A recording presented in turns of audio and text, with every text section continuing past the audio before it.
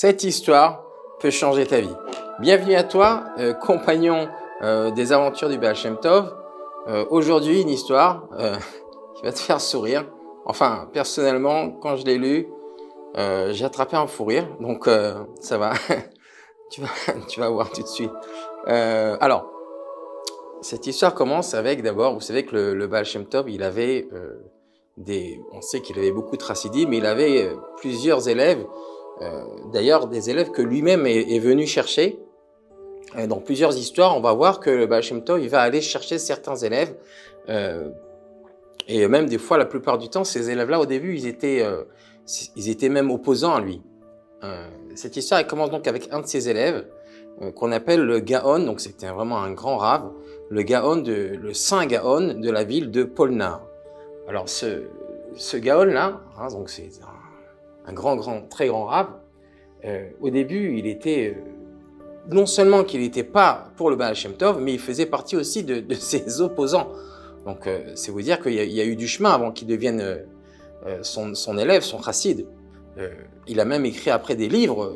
Il a écrit un livre qui s'appelait le Toldot Yaakov Yosef, qui parle même qui rapporte beaucoup du Baal Shem Tov. Et donc, il y a plusieurs histoires concernant comment est le parcours qu'il a fait pour devenir d'opposant à chassid du Baal Shem Tov. Et donc là c'est une version qui est fort sympathique. On fera toutes les versions, mais celle-là, elle est vraiment très spéciale. Donc l'histoire, elle commence comme ça. Donc on commence l'histoire avec ce Gaon-là qui est opposé complètement au Baal Shem Tov. Et ce Gaon-là, il avait c'est tellement opposé que lorsque Baal Shem Tov il est venu dans cette ville, dans la ville de Polna, ce Rav, il est même pas sorti le voir. Donc il était complètement contre lui. On a d'ailleurs vu plusieurs histoires où le Baal Shem Tov, il priait même pour avoir des opposants, pour fuir les honneurs. Mais dans cette histoire, vous allez voir que le Baal Shem Tov, il y a certains élèves qui voulaient vraiment avoir. Parce que ils avaient des âmes très spéciales. Et donc cette histoire, elle commence comme ça, avec le notable, un dignitaire de la ville, qui doit marier sa fille. Et ce dignitaire, il va voir le Baal Shem Tov, il rentre chez lui, et il va le voir, et il dit « Rabbi, je vais marier ma fille, et j'aimerais bien vous voir avec moi dans mon mariage. » Et enfin, l'accent, c'est juste pour un petit peu vous aider, mais il dit « J'aimerais bien que vous veniez au mariage de ma fille, et ça me ferait plaisir. » Et le Baal Shem Tov, il dit « Bien sûr, je vais venir, je viendrai. » Et quand il entend ça, il est très content. Et il décide aussi d'aller voir ce grand rave, le Gaon de Polna, donc de cette ville même. Et il va le voir et il dit « Cher Rav, j'ai le Baal Shem Tov qui va venir. J'aimerais bien aussi que vous veniez le rencontrer. » Et là, hors de question. Alors il insiste, ça me ferait vraiment plaisir que vous veniez au moins le voir. Il se déplace jusqu'ici. Alors, en fin de compte, bon, il accepte. Bon, c'était quand même un dignitaire, c'était un notable. Il aimait beaucoup. Hein,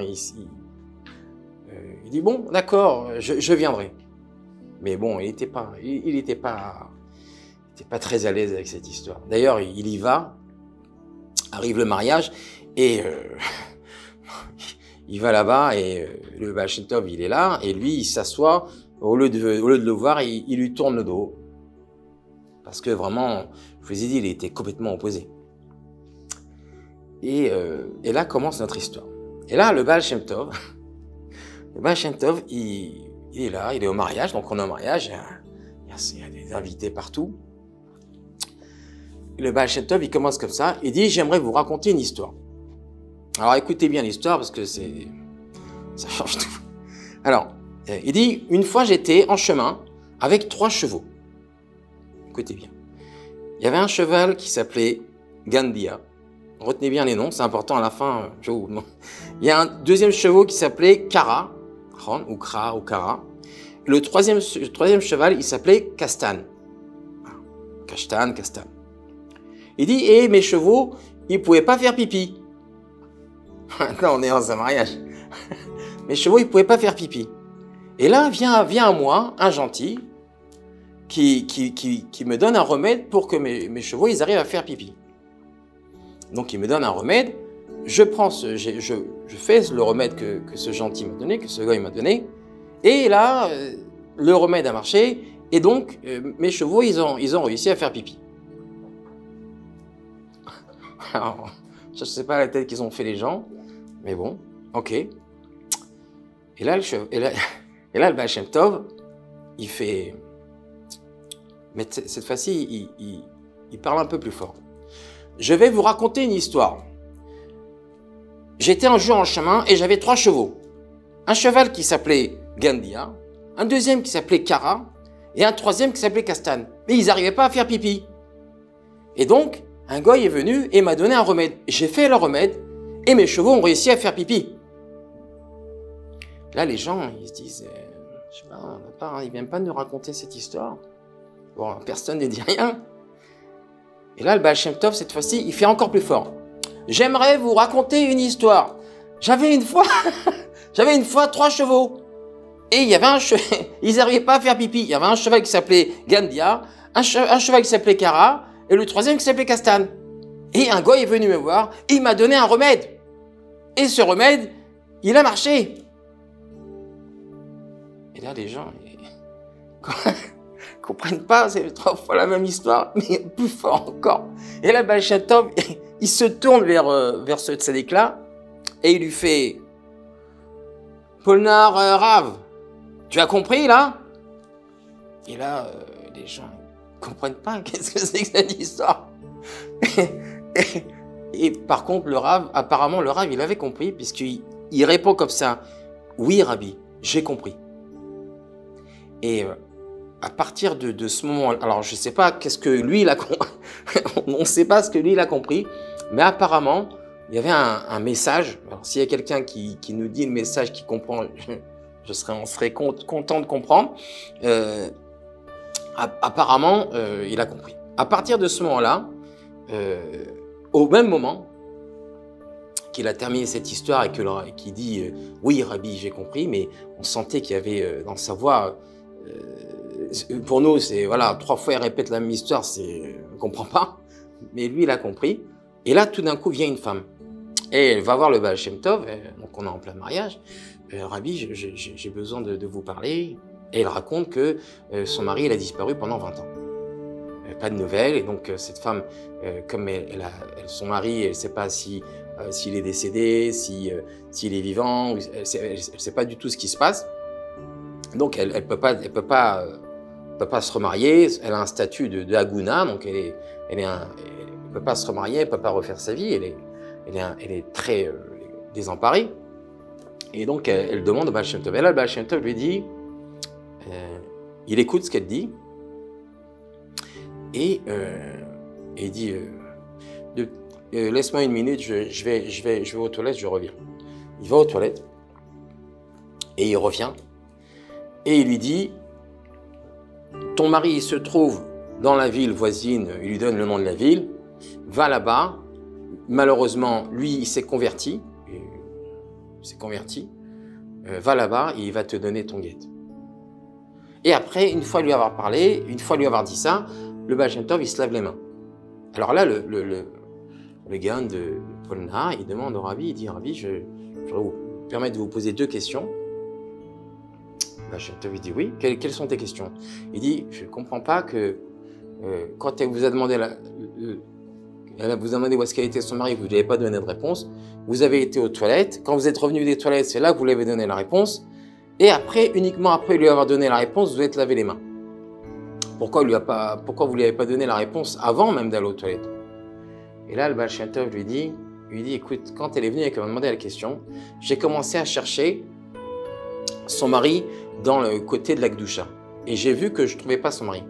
Donc je me suis dit qu'il était peut-être du côté de la Touma, du côté de l'impureté. Et donc, c'est pour ça que je suis parti aux toilettes, pour voir du côté de l'impureté, du côté obscur. Et donc, quand je suis parti aux toilettes, je l'ai vu qu'il s'était converti. Et c'est pour ça que j'ai parlé de lui, mais avant de me laver les mains, parce que je ne voulais pas parler de lui après m'être lavé les mains. Et donc, à partir de là, ce tzaddik est devenu très proche du Baal Shem Tov et il a continué à partager ses histoires. Alors, donc ça, c'est une version du processus qu'a traversé ce grand Gaon de Polna qui a écrit ce fameux livre Toldot Yaakov Yosef. Il y en a des autres, on vous racontera les autres. Celle-là, c'est la plus enfin pour moi après, c'est la plus mystérieuse parce que il répète 3 fois l'histoire des chiens qui pouvaient pas, des chevals pardon, qui pouvaient pas faire pipi. Mais c'est à le voir et à l'entendre, ça a dû faire quelque chose. Voilà. Donc c'était pour cette petite histoire. Je profite de ce moment pour remercier tous les gens qui nous envoient des commentaires, qui nous laissent des commentaires vraiment poignants. Je peux juste vous dire qu'on reçoit beaucoup de commentaires de gens non seulement qui écoutent les histoires du Baal Shem Tov, qu'on a l'honneur de vous raconter, et qui, non seulement ça, mais on me dit aussi que les gens, une fois qu'ils ont écouté l'histoire 17, que je vous encourage à écouter, ils les partagent et ils voient des choses qui arrivent. J'ai reçu des commentaires. Vraiment, on est scotché parce que les gens, ils voient qu'il y a des choses qui se passent, ils voient qu'il y a des choses qui s'arrangent autour d'eux. Donc, je vous raconte ça pour que vous aussi, toi aussi qui me regardes, tu continues à partager les histoires du Baal Shem Tov. Voilà, n'oubliez pas aussi qu'on a le livre qui vient de sortir sur les fameuses histoires du Baal Shem Tov, hein, qu'on ne présente plus. Voilà, je pense que vous l'aurez en description même de cette vidéo. Vous pouvez l'acheter en France et en Israël, enfin partout dans le monde. Voilà. En attendant de vous raconter une prochaine histoire, je vous dis à très bientôt pour une histoire qui peut changer ta vie.